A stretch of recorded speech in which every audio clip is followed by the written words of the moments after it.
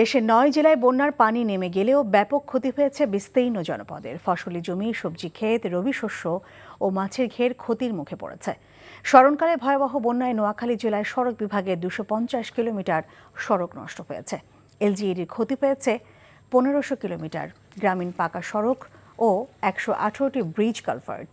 চলতি মৌসুমে এই মেরামত কাজ শেষ না করলে যোগাযোগ ব্যবস্থা সচল হবে না বলে এলজিইডির পক্ষ থেকে জানানো হয়েছে। ফেনীতে বন্যার পর স্বাভাবিক হচ্ছে জনজীবন, তবে রাস্তাঘাট, সেতু, কালভার্ট ক্ষতিগ্রস্ত হওয়ায় ভোগান্তিতে পড়তে হচ্ছে বানভাসীদের। এছাড়া চাঁদপুর, মৌলভীবাজার, ব্রাহ্মণবাড়িয়ায় জনজীবন অনেকটাই স্বাভাবিক হয়েছে, তবে দুর্গত এলাকায় পানিবাহিত রোগ ছড়িয়ে পড়ার আশঙ্কা রয়েছে।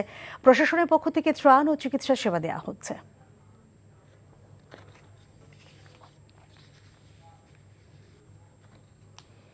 দর্শক, এ বিষয়ে জানতে এখন আমরা যাব নোয়াখালীতে। সেখানে আছেন সহকর্মী মাসুদ পারভেজ। মাসুদ, বন্যা পরবর্তী নোয়াখালীর চিত্র আপনি কেমন দেখছেন? এই মুহূর্তের খবর আপনার কাছ থেকে জানতে চাই।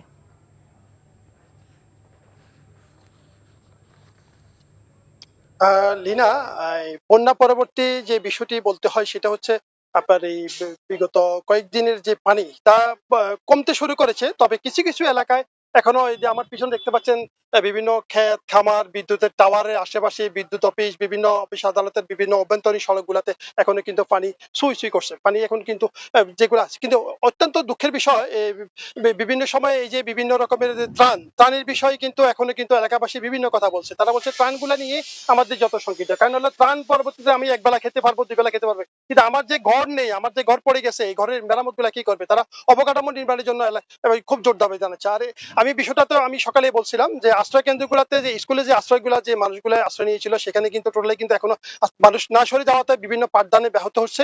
ব্যাহত হওয়ার কারণে তারা বিভিন্ন রকমের কথা বলছে। তারা বলছে যে আমরা প্রশাসনের সহযোগিতা চাচ্ছি। তো লিমা, আমি আপনাকে বলতে চাই যে নোয়াখালীতে বর্তমানে যে বন্যা পরবর্তী সময় যে বিভিন্ন সড়ক, যে অবকাঠামো, বিভিন্ন রকমের গ্রামীণ যে জনপদ, সেগুলো কিন্তু বেহাল অবস্থা, বেহাল অবস্থা। সেখানে বলতে গেলে মানুষের হাঁটার অবস্থা নেই, মানুষ মাইলকে মাইল শুধু হেঁটে যাচ্ছে। কারণ হলো কি, তারা ওই যে বিভিন্ন রকমের সড়কে যানবাহন চলাচল করছে না। তা বিভিন্ন রকমের অভ্যন্তরীণ যে সড়কগুলো, সেখানে কিন্তু এখনো পানিতে ডুবো ডুবো অবস্থা আছে। সেখানে কিন্তু টোটালি কি নোয়াখালীতে সর্বশেষ যে মেডিকেল টিম আশ্রয় কেন্দ্রতে এখনো কিন্তু মেডিকেল টিম যে স্বাস্থ্যের জন্য যে কাজ করতে, সেটা হচ্ছে 124টি মেডিকেল টিম আছে। তো লিমা, আমার সাথে এই ছিল সর্বশেষ নোয়াখালী। দর্শক, নোয়াখালী থেকে জানছিলাম বন্যা পরবর্তী পরিস্থিতির খবর।